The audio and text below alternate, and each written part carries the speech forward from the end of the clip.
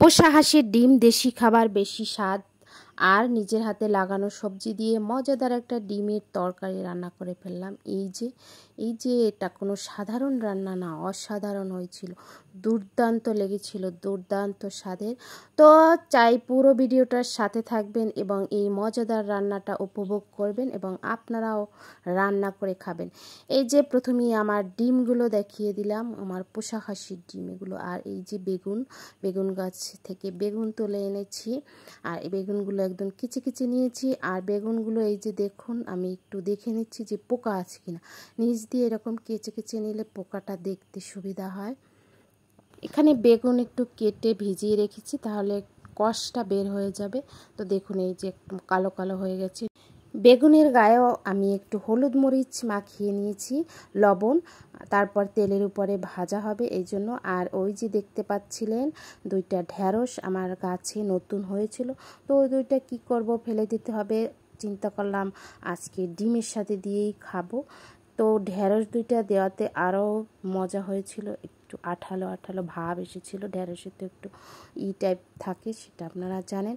তো যাই হোক, আমি বেগুন, আলু, ঢ্যাঁড়স তো সব ভেজে নিয়েছি, এবার ডিমগুলোও ভেজে নিয়েছি। আর এই দেখুন সবগুলো ভেজে একসাথে রেখেছি, এখন কতটা সুন্দর লাগছে। তারপর একটু বাইরে আসলাম, ছবি তুললাম, আর এখান থেকে একটু ভিডিও করে নিলাম। কি দারুণ লাগছে, মনে হচ্ছে এখান থেকে কাঁচা খেয়ে ফেলে।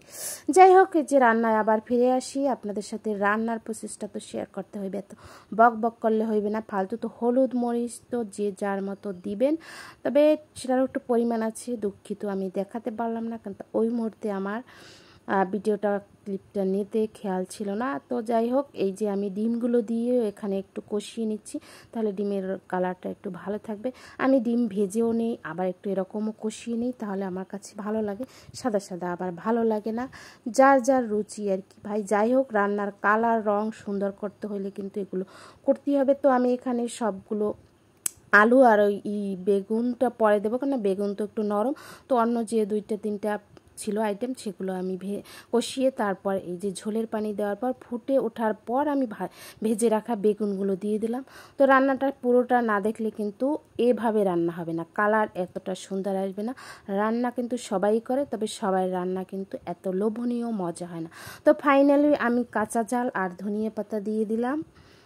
আর এই কাঁচা ঝালটা দেওয়াটা একটু সৌন্দর্য, এছাড়া আর কিছু না, কারণ এটা খাওয়া হয় না, ফেলে দিতে। যাই হোক, তারপরে দিলাম। আর এই যে ফাইনালি আমার রান্নাটা কমপ্লিট হয়ে গেল। দেখুন কতক্ষণ পরে কতটা সুন্দর হয়েছে, লোভনীয়। তো সবাই ভালো থাকবেন, ভালো লাগলে লাইক কমেন্ট শেয়ার করে দিবেন। আল্লাহ হাফেজ, আসসালামু আলাইকুম।